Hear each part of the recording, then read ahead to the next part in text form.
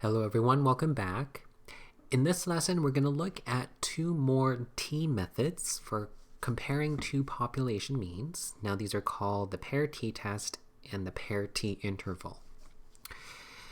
So as the name implies, we're looking at paired or dependent data. So sometimes two populations are paired in space or in time by some form of relationship.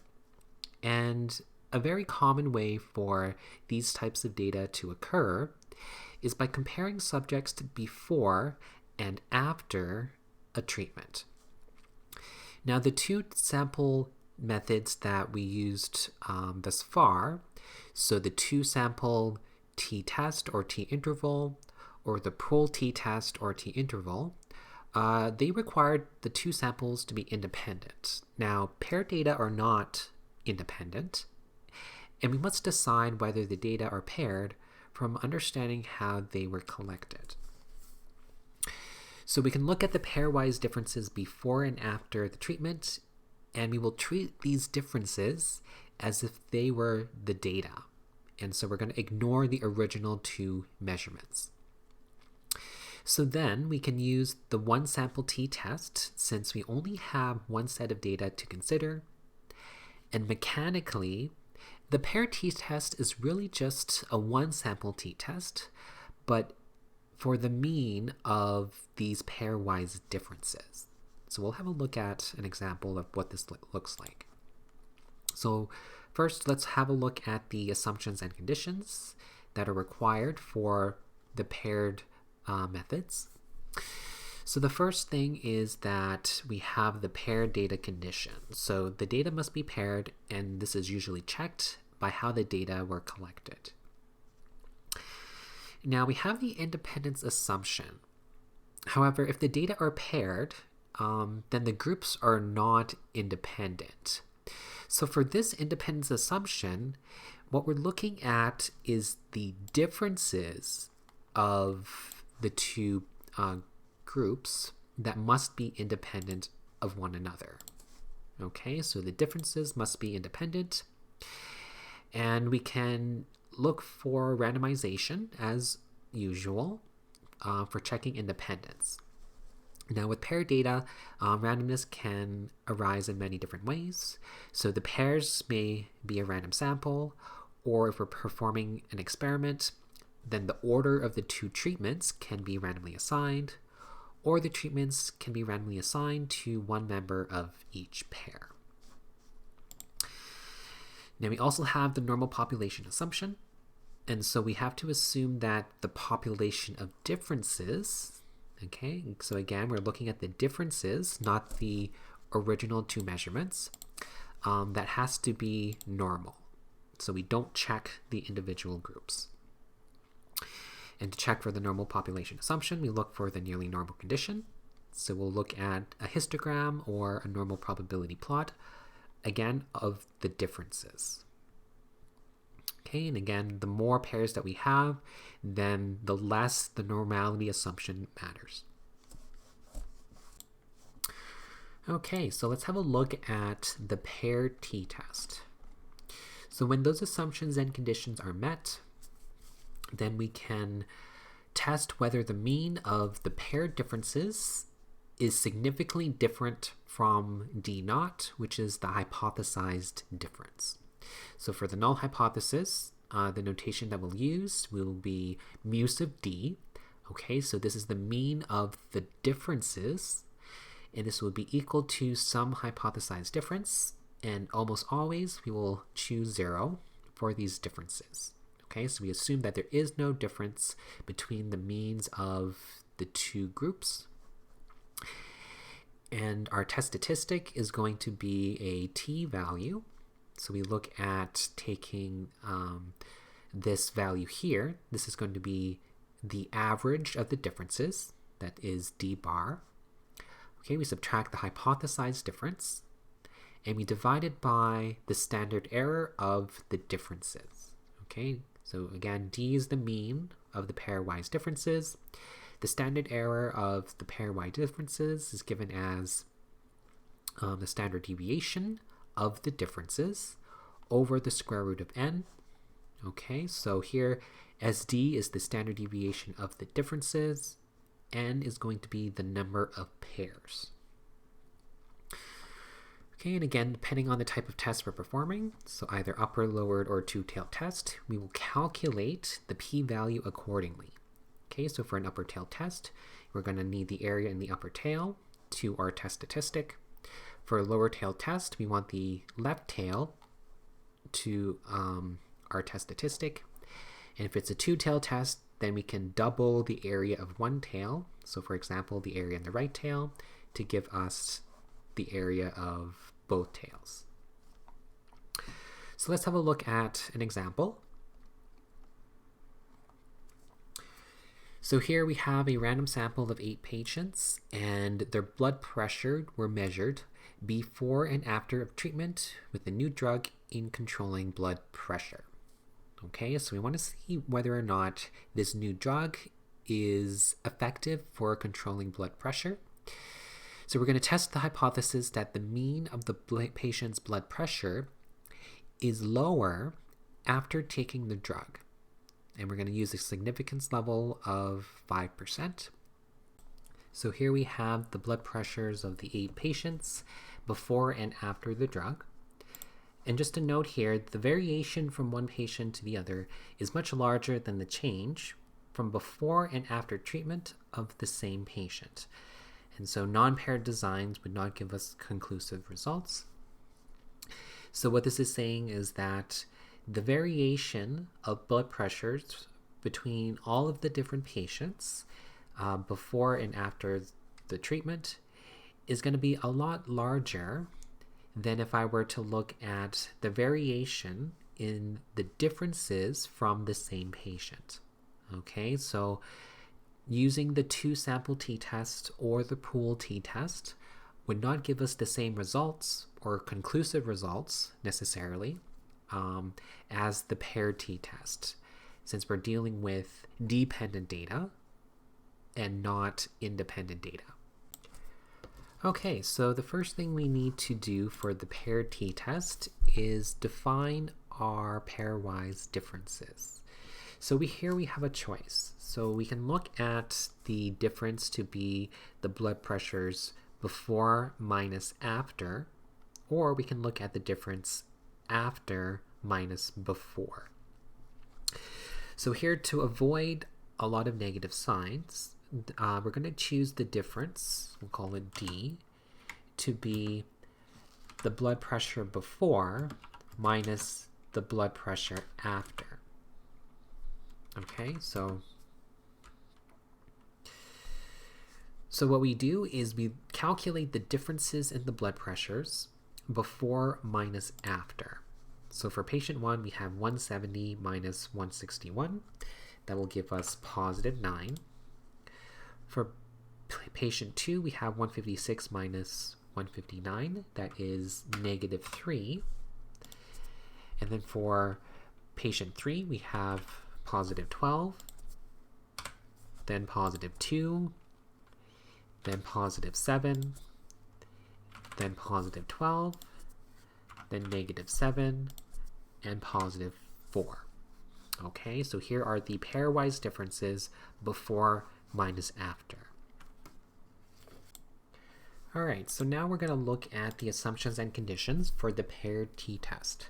So the first condition is the paired data condition.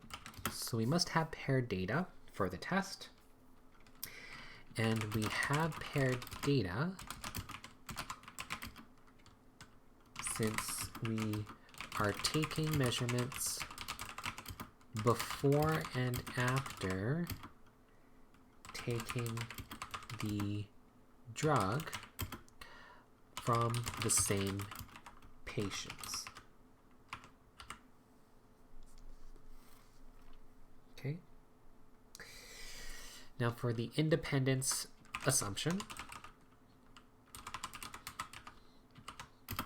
So we need to assume that the differences are independent of one another.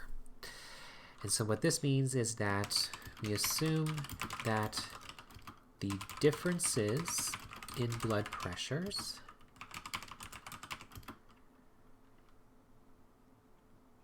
in one patient does not affect the differences of blood pressures in other patients. So to check for independence, we look for randomization.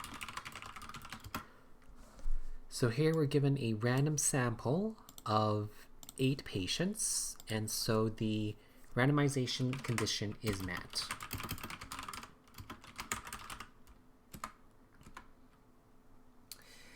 And the other assumption is that the population must be normal. And again, we want to look at the differences in the blood pressures that have to be normally distributed.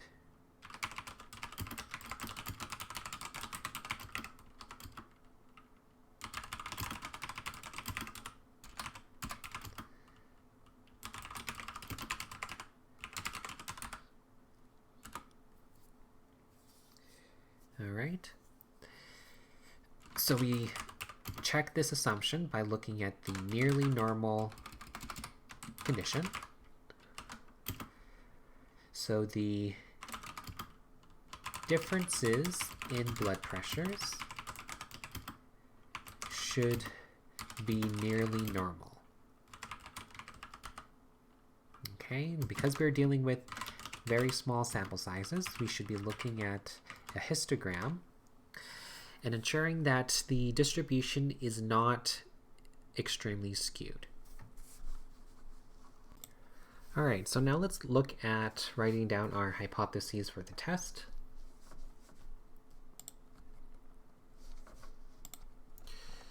Oops. So for the null hypothesis, we will typically assume that the mean difference, or the mean of the differences, will be equal to 0. Okay, so there is no difference before or after taking the drug in the blood pressures. And what we want to test is whether the mean of the patient's blood pressure is lower after taking the drug. Okay, so for the alternative, we want the blood pressure is lower after taking the drug.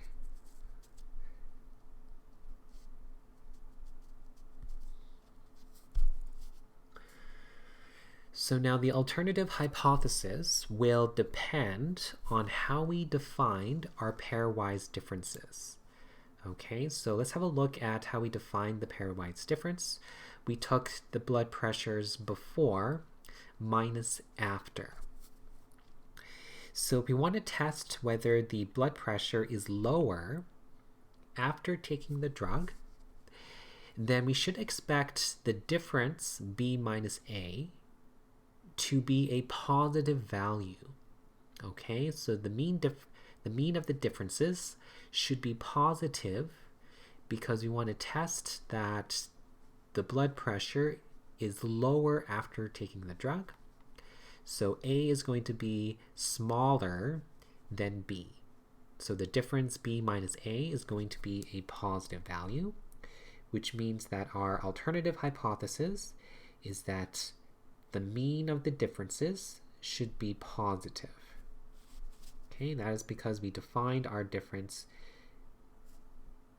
D to be B minus A.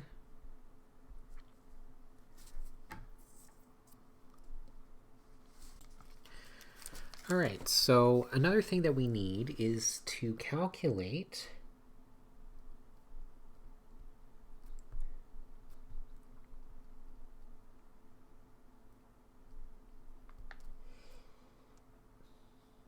the mean and the standard deviation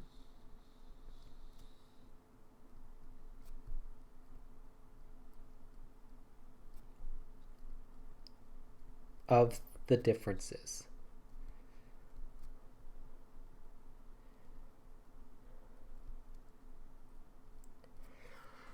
Okay, so if we have a look at our differences, then we want to find the mean and the standard deviation of these values. So we'll let d bar be the mean.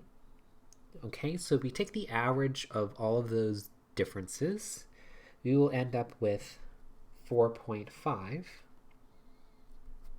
And if we calculate the standard deviation of those values, so we'll denote this by SD, this will give us 6.90755.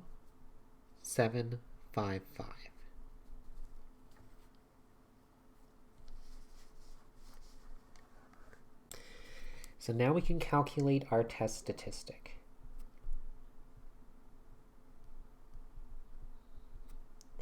So the test statistic is the mean of the differences divided by the standard error of the differences.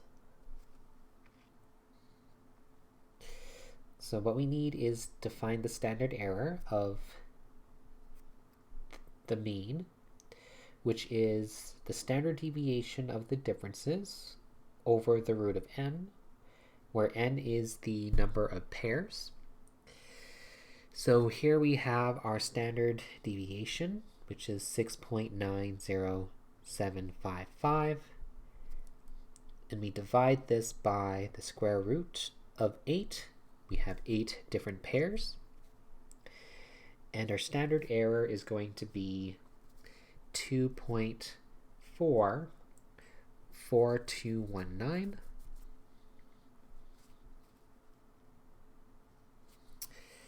So then our test statistic is going to be 4.5 divided by 2.44219. And rounding to 3 decimal places, we have 1.843 for our test statistic. So now that we have our test statistic, we can calculate our p-value. So we're looking at an upper tail test because our alternative hypothesis is in the upper direction. And so we want the area in the right tail.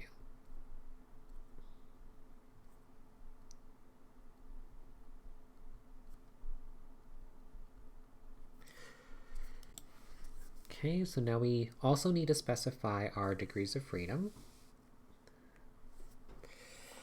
And the degrees of freedom for the pair t-test is n-1, where n is the number of pairs. So we have 8 pairs, giving us 7 degrees of freedom. So now we can use our t-table to determine an interval containing the p-value. So for 7 degrees of freedom, we want to locate where 1.843 falls within the table. And we see that our test statistic falls in between 1.415 and 1.895. So let's write down what these areas gives us.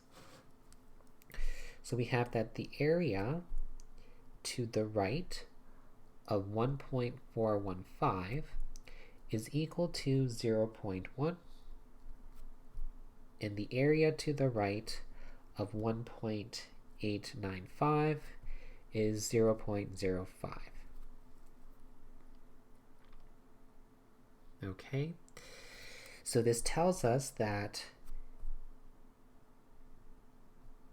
the p-value, which is the area to the right of 1.843, will be in between 0.05 and 0.1.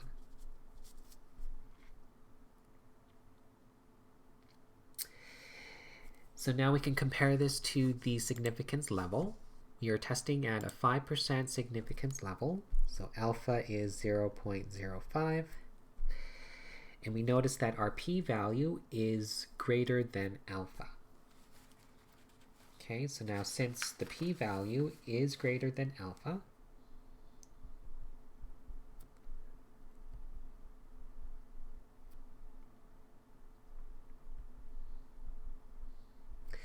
we will fail to reject the null hypothesis.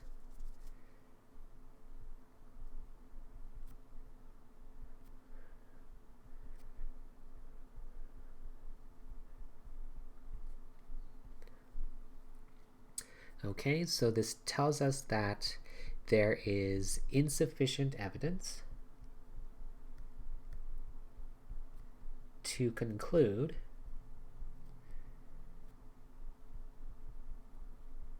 that the mean